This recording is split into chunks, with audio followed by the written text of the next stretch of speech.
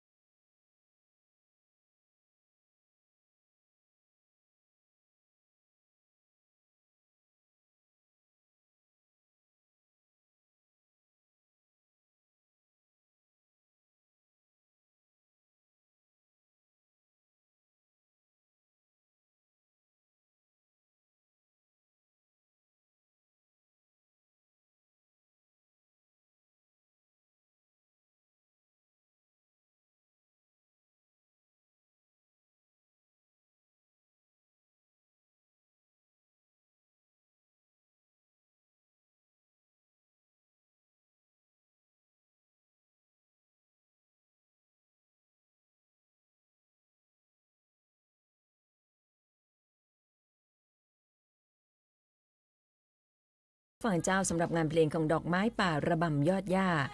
เดี๋ยวมีงานเพลงที่คุณผู้ฟังแนะนำเข้ามาจังหวะม่วนๆแต้ๆเลยอุ้ยงานเพลงนี้ชื่อว่าป้าแช่มแต่ก่อนจะไปฟังงานเพลงต่อไปนะเจ้าคุณผู้ฟังติดตามข้อมูลข่าวสารบ้านเฮากันก่อนเจ้าช่วงนี้อากาศเป็นจะได้กันพ่องหลายท่านบอกมาต่อเนื่องกันเนาะ 2-3 วันนี้อากาศเริ่มจะเย็นๆพ่องละในช่วงเจ้าวันนี้ตรวจสอบข้อมูลข่าวสารจากทางศูนย์อุตุนิยมวิทยาภาคเหนือเจ้าดูอากาศบ้านเฮาบริเวณความกดอากาศสูงหรือว่ามวลอากาศเย็นกำลังอ่อนปกคลุมภาคเหนือตอนบนภาคตะวันออกเฉียงเหนือตอนบนในขณะที่มีลมตะวันออกและก็ลมตะวันออกเฉียงใต้พัดนำความชื้นจากทะเลจีนใต้และก็อ่าวไทยเข้ามาปกคลุมก็ยังคงทำให้ภาคเหนือของเฮามีฝนฟ้าคะนองเกิดขึ้นบางแห่งอยู่นะเจ้าคุณผู้ฟังพี่น้องประชาชนที่ฟังรายการอยู่ท่านต้องดูแลรักษาสุขภาพเนื่องจากว่าอากาศมันเปลี่ยนแปลงนะบางคนนี่อากาศเปลี่ยนแปลงกำเดียวเนี่ยสุขภาพเนี่ยฮับป่าไหวแต่อากาศบดีเนี่ยเครียดไปโตยเนี่ยมาได้นะเจ้าต้องรักษาสุขภาพ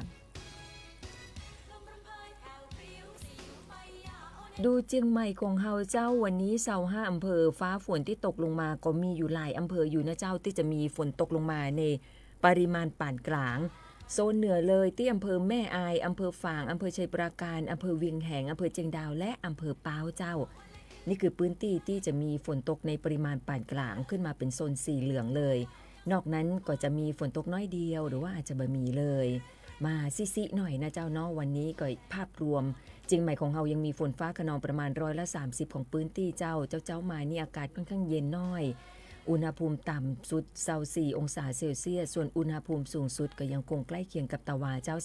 34-35องศาเซลเซียสนะเจ้าดูวันนี้มีฝนฟ้าขนองประมาณ30%วันพุธหรอวันพุธก็จะน้อยลงไปน้อยหนึ่งเหลือประมาณ20%ของพื้นที่แต่ว่าต้องตรวจสอบกันตึงวันนะเจ้าอันนี้ณเวลานี้เดี๋ยวต้องดูลมเพลลมพัดเนี่ยอากาศเปลี่ยนแปลงอยู่ตลอดเวลาติดตามข้อมูลข่าวสารกันอย่างใกล้ชิดเนาะบางท่านบอกว่าไม่อยากให้มีฝนตกมาละฝนตกเมื่อใดละใจบดีเลย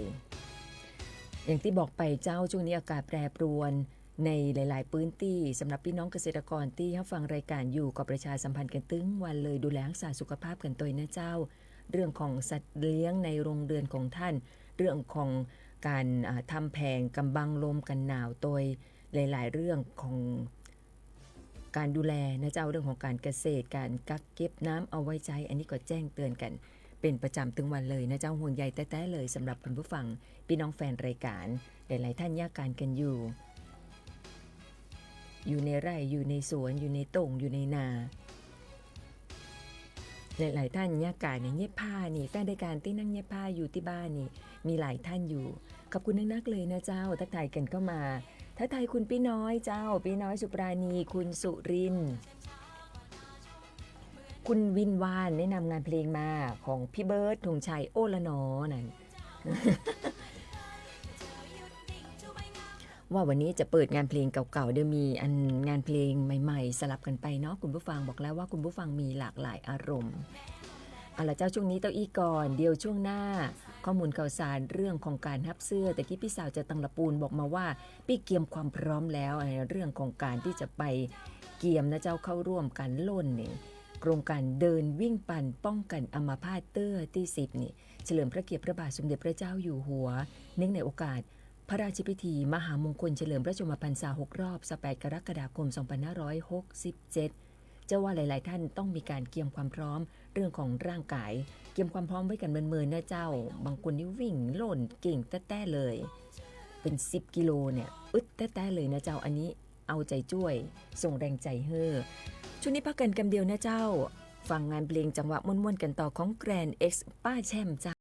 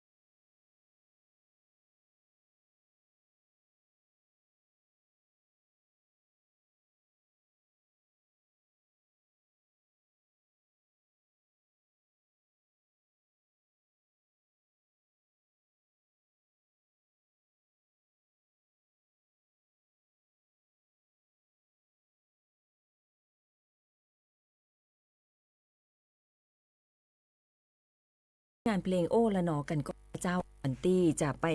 ฟังข้อมูลข่าวสารเพราะว่า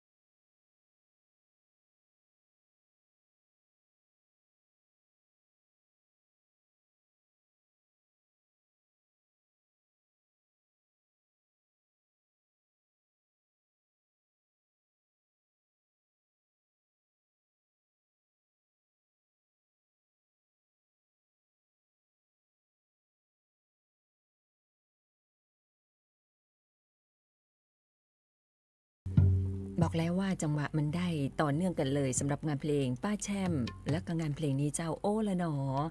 ขอบคุณแฟนรายการนักๆเลยนะเจ้าคุณวินว่านอันนี้ได้จังหวะคึกคักคุณผู้ฟังเจ้าบางท่านกำลังเพี้ยวบ้านอยู่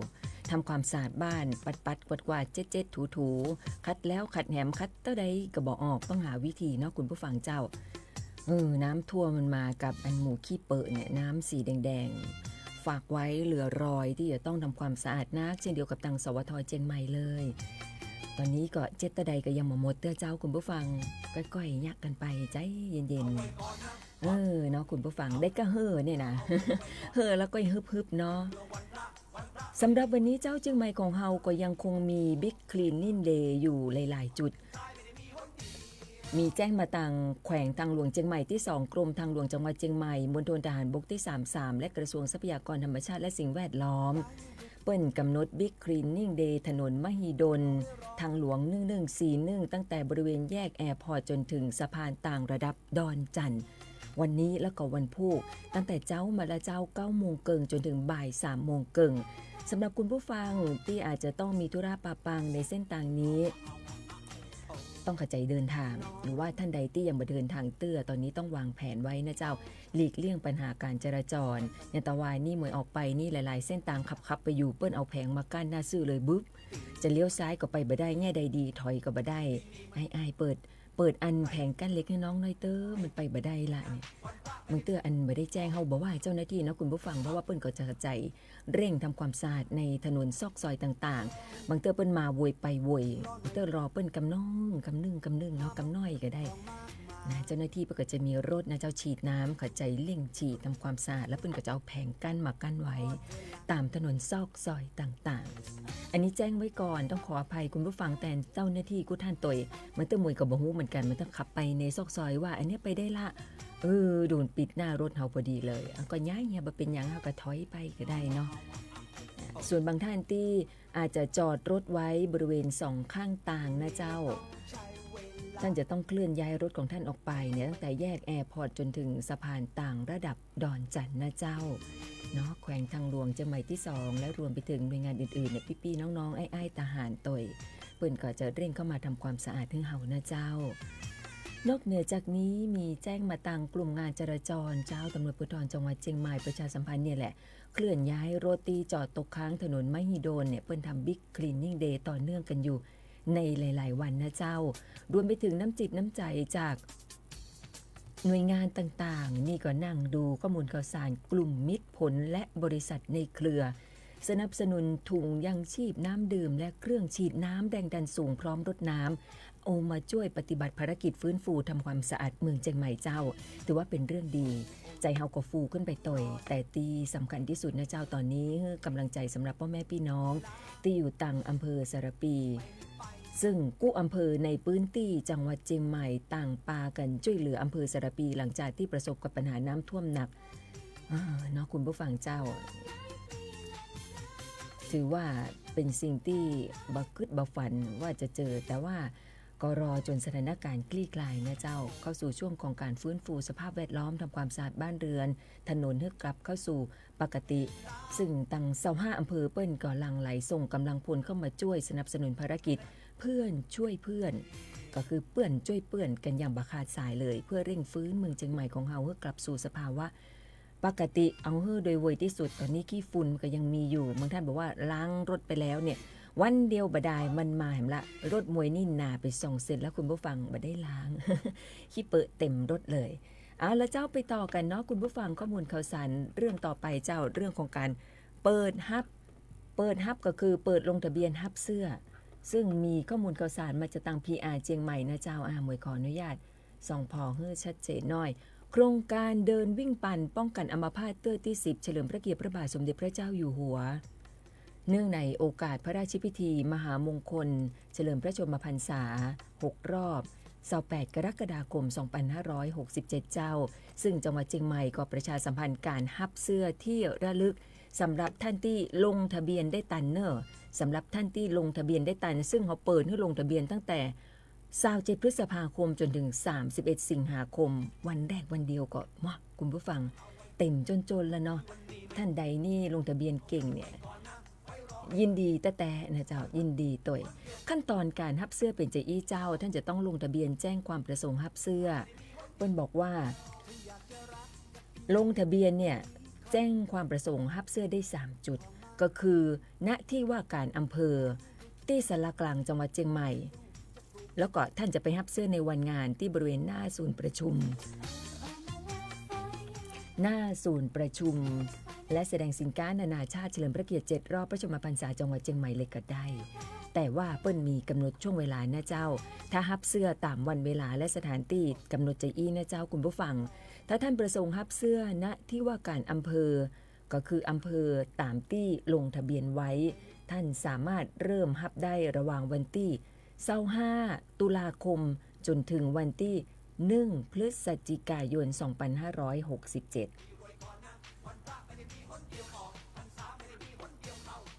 เวลานี่8โมงเกิงจนถึงบ่าย3โมงเกิงส่วนถ้าท่านประสงค์จะรับเสื้อณศาลากลางจังหวัดเชียงใหม่ท่านเริ่มรับได้ตั้งแต่วันที่25ตุลาคมจนถึงวันที่1พฤศจิกายน2567ยกเว้นวันเสาร์และก็วันอาทิตย์นะเจ้ายกเว้นวันหยุดเนอะยกเว้นวันเสาร์และวันอาทิตย์ไปรับได้ในช่วงเวลา8โมงเกิงจนถึงบ่าย3โมงเกิงเจ้าหรือท่านจะรับเสื้อในวันจัดกิจกรรมที่ศูนย์ประชุมและแสดงสินค้านานาชาติเฉลิมพระเกียรติ7รอบพระชนมพรรษาจังหวัดเชียงใหม่ไปรับเสื้อได้วันจัดกิจกรรมก็คือวันที่2พฤศจิกายน2567นะเจ้าไปได้ตั้งแต่ตี4เกิงก็คือไปช่วงเจ้าเลยถ้าท่านไปจ้านี่นะคนนักเนี่ยเพราะคนรอล้วนก็นักนะทับก่อนก็ดีนะเจ้าแต่ว่าถ้าวันล้นเนี่ย2พฤศจิกายน2567เวลารับเสื้อก็คือตี4เกิงจนถึง8โมงเกิงนะเจ้าการจัดเกียมเอกสารเพื่อเข้ารับเสื้อกรณีรับด้วยตัวเก่าเปิ้นบอกว่าให้เอาบัตรประจำตัวประชาชนไปแสดงให้เจ้าหน้าที่ตัวนะเจ้าเนาะจะได้ชัดเจนที่แจ้งว่าฉันนะยืนยันมารับเสื้อแล้วแต่กรณีถ้าท่านไปบ่ได้ไปรับแทนเอาสำเนาบัตรประจำตัวประชาชนผู้มีสิทธิ์รับเสื้อโดยเขียนแล้วก็พิมพ์ระบุข้อความว่าข้าพเจ้าชื่ออันหยังนามสกุลอันหยังเป็นผู้มีสิทธิ์ลำดับที่ตัวใดนั่นท่านต้องเป็นลำดับตัวระบุลำดับนะเจ้าผู้มีสิทธิ์ลำดับที่ขอมอบอำนาจให้ท่านมอบอำนาจให้ใครก็ใส่ชื่อสกุลไปเป็นผู้รับเสื้อแทนแล้วก็ลงชื่อผู้มีสิทธิ์แสดงให้เจ้าหน้าที่เพื่อที่จะรับเสื้อแทนนะเจ้าแล้วก็บัตรประจำตัวประชาชนผู้รับมอบสิทธิท่านก็กำไปตัวอย่าลืมนะเจ้าเขียนหรือว่าพิมพ์ระบุข้อความไว้ตัวข้าพเจ้าชื่อสกุลเป็นผู้มีสิทธิ์ลำดับที่ขอมอบอำนาจให้นายนางเนี่ยเป็นผู้รับเสื้อแทนแล้วก็ลงชื่อท่านตัวนะเจ้าผู้ไปรับก็เอาบัตรประจำตัวของผู้รับมอบสิทธิ์ไปตัวนะเจ้าอันนี้แจ้งไว้สำหรับขั้นตอนการรับเสื้อสำหรับกิจกรรมดีๆโครงการเดินวิ่งปั่นป้องกันอัมพาตเตื้อที่10เฉลิมพระเกียรติพระบาทสมเด็จพระเจ้าอยู่หัวเนื่องในโอกาสพระราชพิธีมหามงคลเฉลิมพระชนมพรรษา6รอบ28กรกฎาคม2567เจ้าระยะทางการจัดกิจกรรมนี่ก็จะมีเต็วเนาะ5กิโลเมตรแล้วก็จะมีเส้นทาง5กิโลนี่ก็ซุบซ่ามมวยว่าเต็วก็คือบางท่านก็ว่าโล่นนั่นแหละเส้นทางการวิ่งมี5กิโลเมตรแล้วก็ล่น10กิโลเมตรนะเจ้าถึงได้บอกว่าต้องเตรียมความพร้อมเรื่องของร่างกายไว้ตัวนะเจ้าสำหรับเส้นทางก็อย่าลืมศึกษาเส้นทางเดียวกับจะนำมาเล่าสู่กันฟังนะเจ้าว่าท่านจะต้องล่นไปเส้นทางใดพ้องบ่แตกต่างจากปีที่แล้วต่อใดนักนะเจ้าอาจจะมีเพิ่มเติมขึ้นมาเล็กน้อยเดียวประได้เนาะสำหรับเชียงใหม่ของเฮานะเจ้าเสื้องามแต้ๆเลยคุณผู้ฟังโอ้เห็นลวดลายละด้านหน้าด้านหลังงามแต้ๆปื้นจะเป็นสีเหลืองคอจะเป็นสีม่วงๆมีแถบสีแดงปื้นสีกรมเข้มๆนะเจ้าแล้วก็จะมีลักษณะเหมือนหมายเลข10แล้วก็จะมีสัญลักษณ์นะเจ้าที่ถือว่าเป็นอัตลักษณ์ของแต่ละพื้นที่เข้าไปอยู่ในเสื้อตัวงามแต้ๆเลยอันนี้ยินดีสำหรับท่านที่ลงทะเบียนได้ตันนะเจ้าพักกันกำเดียวฟังงานเพลงจังหวะ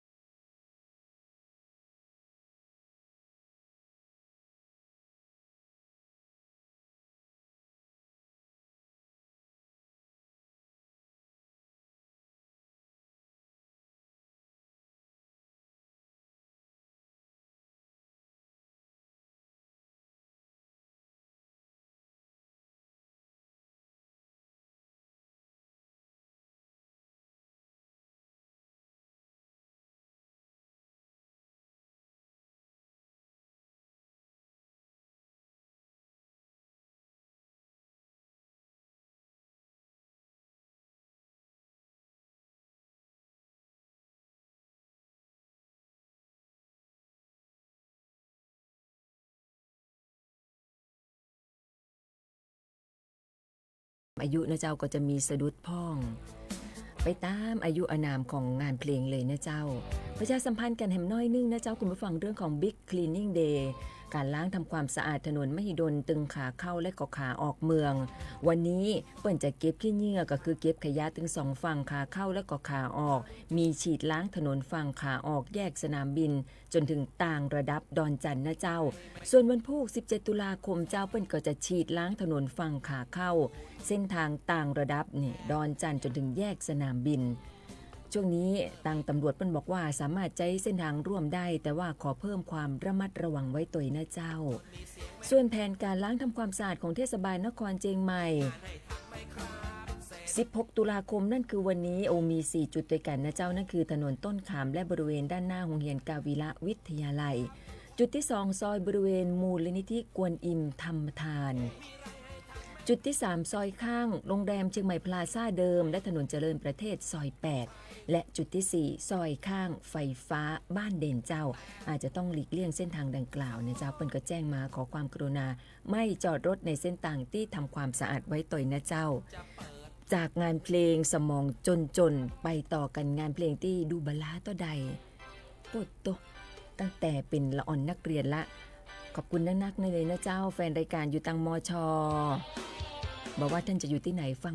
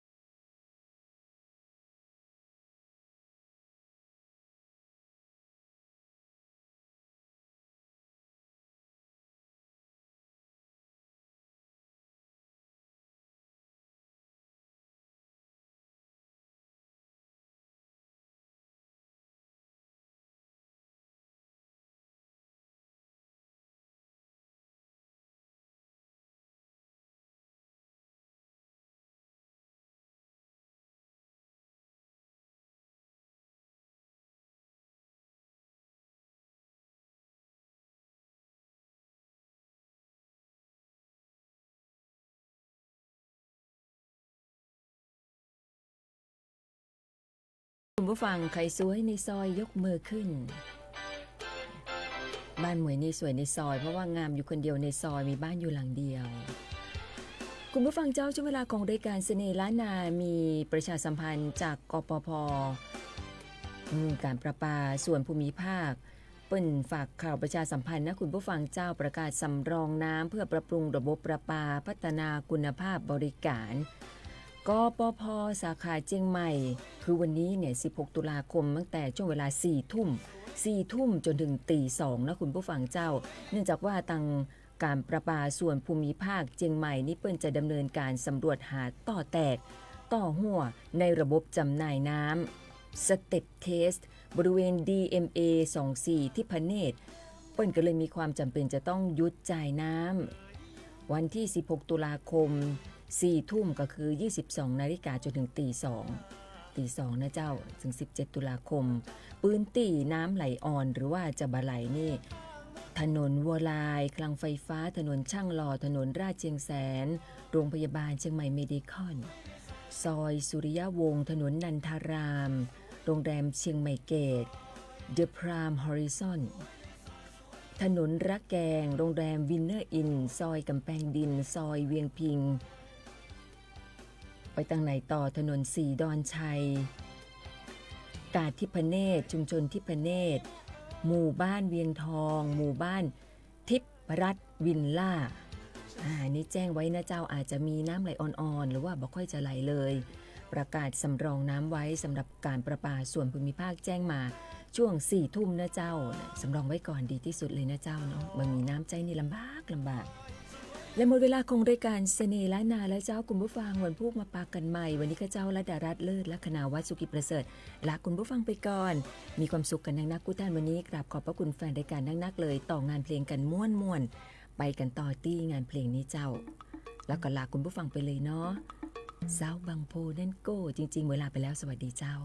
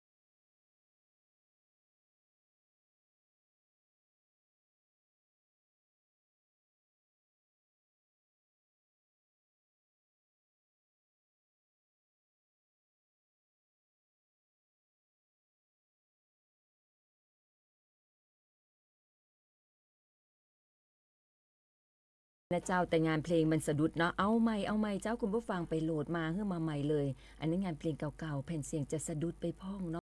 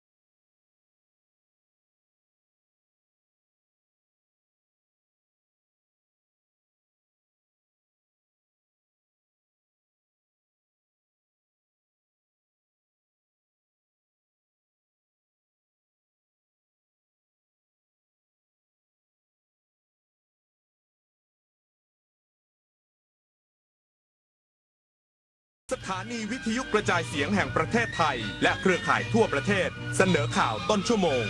รู้เร็วรู้